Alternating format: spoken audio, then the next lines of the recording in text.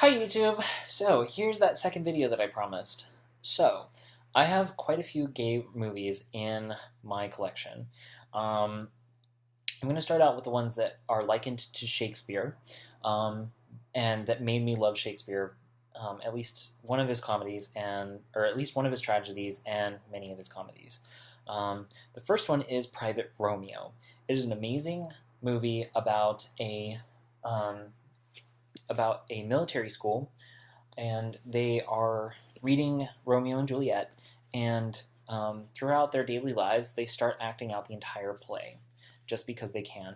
And two of the main characters fall in love, and it is so sweet. And they end up killing off Romeo and Juliet, but in reality, they didn't really die.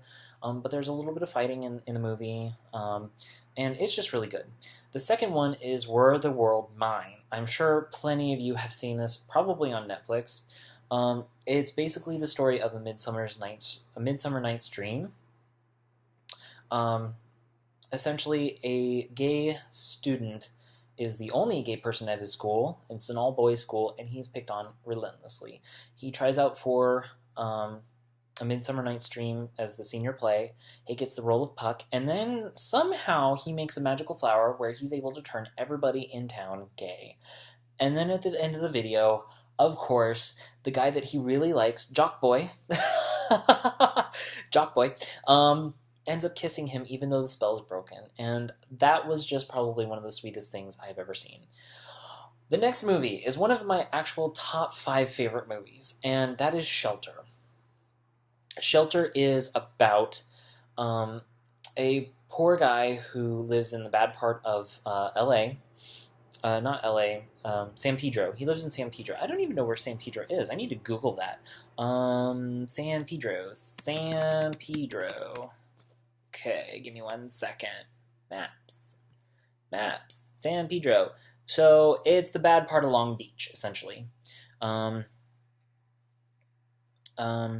Yeah. So, but he has a best friend who lives in a rich part of town, and his rich friend actually goes off to college. The thing is that the boy actually stayed at home to help his sister take care of her son. She's a fucking deadbeat. I fucking hate her. um, and he goes over to his friend's house to go surfing every now and again, and the best friend's older brother comes back to town and is staying there because he's between places. He just went through a breakup, and he's also gay, and they end up falling in love. And there's this one scene after they have sex for the first time, and he's driving in his car, and he smiles for the first time, like truly smile. Like, people can smile. They'd be like, yeah, whatever. But this was a full-toothed grin. Just, he was so happy. And I loved it. That's why it's one of my top 5 favorite movies of all time, because of that scene where he's happy.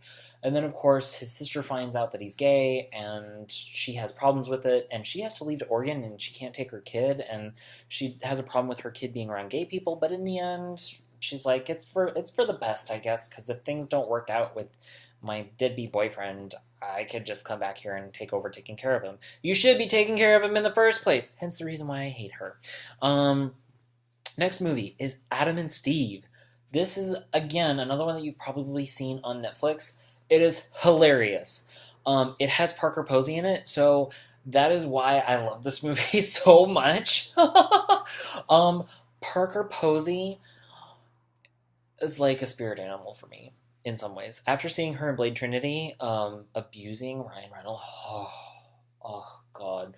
I told a guy that yesterday when we were walking to Froyo, and he's like, "You just like seeing Ryan Reynolds get abused, don't you?" I was like, "Maybe. I don't know." Essentially, the synopsis of the story is that two guys meet up in the 70s at Danceteria. Yeah, if some of you are from that time, you may know what that is. one of the guys starts. He's a Dazzle Dancer. Mr. Dazzle Dancer starts the other guy, who's totally goth at the time, on cocaine. He starts him on his cocaine habit. They go back to Goth Boy's place, and turns out that the cocaine was cut with baby laxatives because Dazzle Dancer ends up shitting on his floor. Fast forward to after 9/11, and they somehow meet up again, and they start dating, and they love each other. Mr. Dazzle Dancer has become a total germaphobe. He's very clean. He takes multiple showers before going to the gym, after going to the gym, after hooking up at the gym. Oh. And then Mr. Dazzle Dancer figures it out. He's just like, oh my god, I can't do this. And he was going to ask him to marry him. So yeah, that movie is a very comedic relief if you want to have a gay movie night. Next movie is Latter Days. This movie is amazing. It's about a very big player in Los Angeles, and Mormons move in next door to him, and he basically tries to turn one of them. And there's a lot of infighting between the two of them. You don't understand what my faith means to me. This is so wrong. Just like some of the Mormon boys that I've converted. Eventually, it takes a very dark turn where Mr. Mormon Boy ends up trying to kill himself. It's a very loud picture on gay suicide. A lot of gays attempt suicide, and some of them succeed. I know that I've tried it once, and it's not good. So if you're thinking about killing yourself, please don't. I've died twice, and I'm living with HIV. Don't try to kill yourself, okay? But in the end, again, they end up together when Mormon Boy ends up at Player Guy's restaurant that he works at, and they meet back up, and Player Boy actually drops an entire tray of food. Essentially, the manager of the restaurant is like, he's a good tipper to all the patrons. And they fall in love, and it's amazing. Next movie, Jenny's Wedding. Now, this is not a gay film. It's a lesbian film. It's a lesbian chick flick. But it has Katherine Heigl and Alexis Bledel from Gilmore Girls. Oh my god. OMG. Star-studded cast. Essentially, Jenny is from Jenny from the Hood. Jenny's basically from the suburbs of like Brooklyn, and her family is very devout. No strange things. Don't want to deal with anything other than the way we live life. Jenny's a lesbian. Jenny is dating Alexis Bledel. I can't remember the character's name. Actually, I can IMDb that. IMDb Jenny's Wedding. Okay, yeah, IMDb. Let's go. Jenny's Wedding. All right, so cast. Where's Alexis Bledel? Her name is Kitty. Kitty. Oh, it's such a cute little name, right? I know. Essentially, Katherine Heigl basically goes to her family and says, I want to get married to my girlfriend. And her mother has a hard time with it, and then her father has an even harder time. And there's actually a line in this movie that helped me through my breakup. After the HIV, I changed a lot. So, and my ex did too. He changed. He changed how he acted towards me. He changed. I slept on the couch for the last year of our relationship. Yeah. Actually, the last year and a half. That was mainly because I was taking care of his decrepit dog, who shit on herself, and he said that you smell, so you can't stay in the bed with me. And I would scrub hard in the shower, but apparently that wasn't good enough. Apparently the shit was on me no matter what, according to him. But there's one line where Jenny goes to her father and says, how do you know that you should get married? And the father says, when you get married, you fall in love with a person, and then over time, you both change. And then you fall in love with those changes again. The issue with my relationship is that neither of us loved our changes. I love mine. I love how outspoken I've become, when it comes to HIV activism, stuff like that. But my ex became more secluded. He didn't like me. He didn't love my changes, and I didn't love the way that he changed. I didn't love the way that he became more controlling and more manipulative of me. And then later on, you find out other things after the breakup, and shit goes downhill. Oh, you want to see my double chin? It's not really a double chin. So yeah, that line just made me fall in love with that movie. And I'm actually reading these off of a list of movies that are on my computer, meaning if they were good enough to download, they're good. Okay? The next one is Beautiful Thing. Beautiful Thing is a UK movie, and essentially a boy falls in love with his neighbor, and they both fall in love with each other, but they kind of have to go through the motions of dealing with it. The boy's mother is okay with it, but the other boy's father not so okay with it. It just shines a light on because the other boy ends up getting abused by his father when he finds out that he's gay. It shines a light on that parental abuse that happens when it comes to coming out. So if you're in an unsafe place when you come out, if you feel like you're unsafe, call 911. Do it, because the police will back you up. The police will say, we're going to get you to a safe place. If you're underage, they will get you to a safe place. Okay? Last and final one is Gray Matters, and that's G-R-E, or G-R-A-Y. Gray Matters. G-R-A-Y Matters. This one is also kind of a comedy, kind of. It's kind of a comedy in the sense that there's two siblings. They live together. And they live in New York in a high rise. They are like this. They can finish each other's sentences. They talk fast. Gray can't make up her mind. She cannot. She is unable to make up her mind no matter what. There's one specific scene where at the very beginning where they're at a dinner party and somebody says red or white, and she goes red. No, wait, white. No, I'll just take both. And the guy just goes, okay. If I ever had a friend that's like that, or a partner, I would kill myself because I can't make decisions myself. I cannot. Oh God, I gotta move. My legs are starting to hurt. Gotta move my legs. Gotta move them. But essentially, at that dinner party, many of the guests think that they're a couple. And it's actually kind of funny because one of the guests says, "So, how long have you been together?" And the brother goes, 32 years. They're twins, by the way. And she just goes, "No, you got to be joking." And he goes, "Yeah, we've been together for 32 years." And then, of course, everything falls out that, oh, we're not actually a couple, we're brother and sister. So they embark on a quest to find each other dates. He a guy for her, and her a girl for him. If that was confusing, I'm sorry. Essentially, she finds him a woman immediately at a dog park, and they all go out, and then he and his date end up staying out all night, and then he proposes to her because she's perfect. She is perfect. She pretty much is.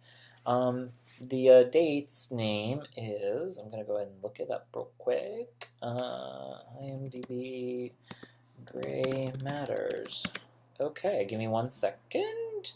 I'm going to find out the actress's name. Actually, not the name of the character. Let me see.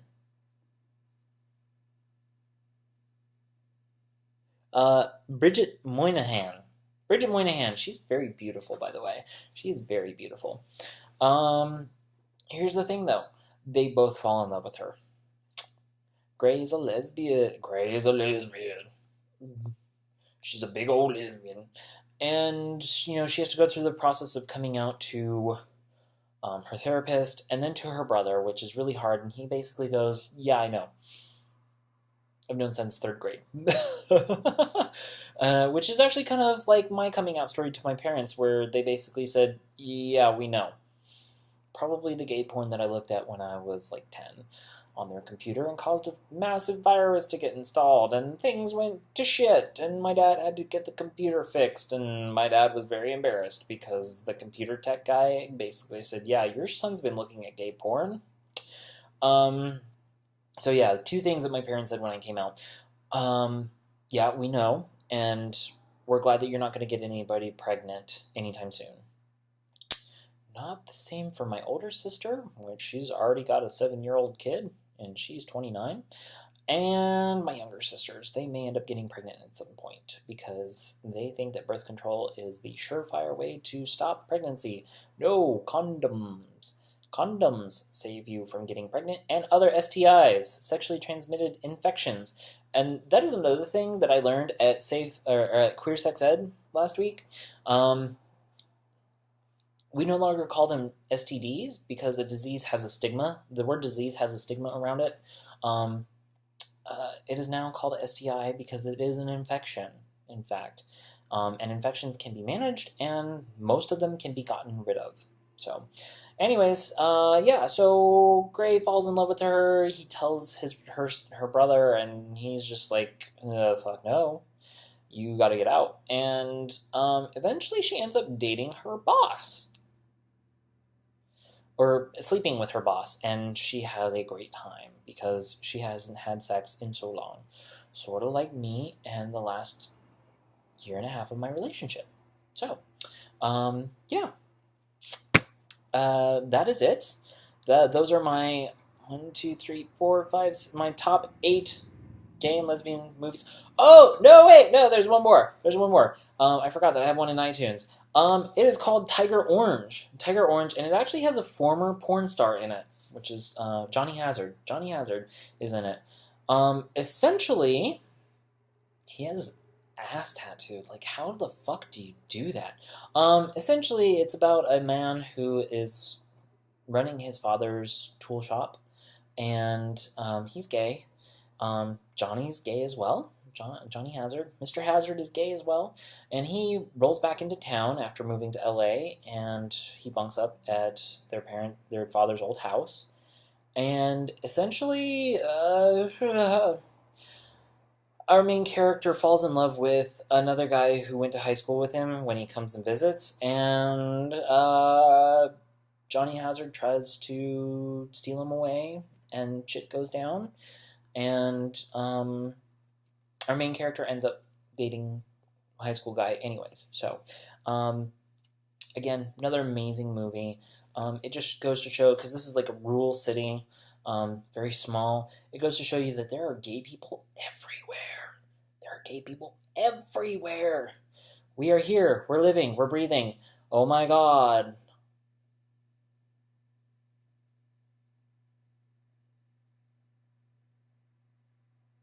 That was a good hold, wasn't it?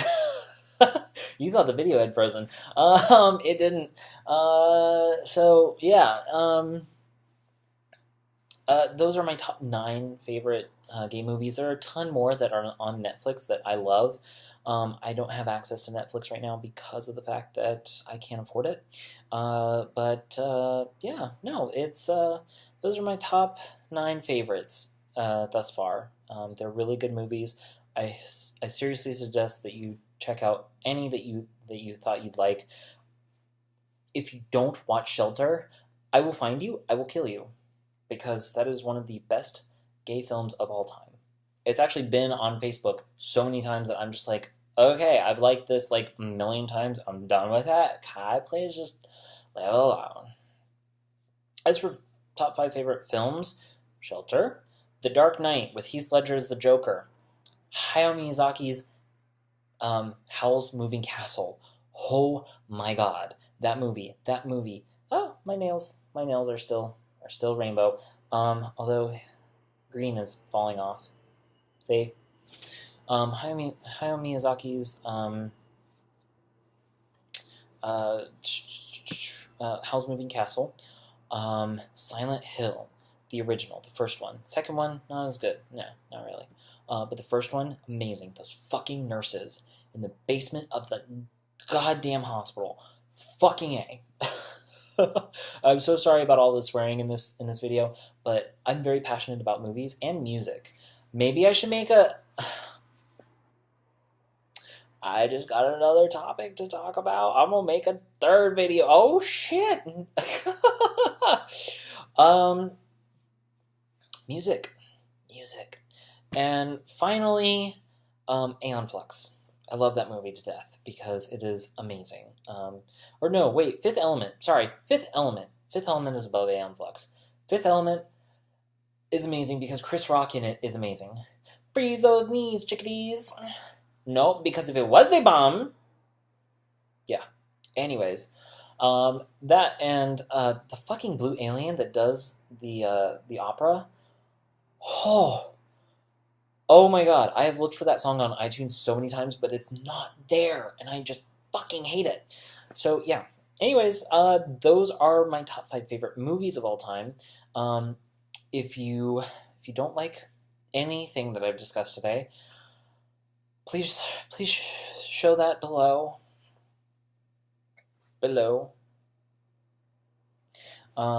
And like, subscribe, comment, and share with Ellen. Again, I'm gonna keep saying that because apparently fucking Robert wants me to.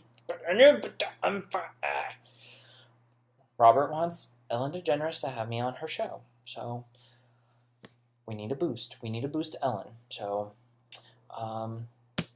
boost it on Twitter to Ellen. Thank you so much for your time, and I will start another video right now about music. Music! Alright, bye.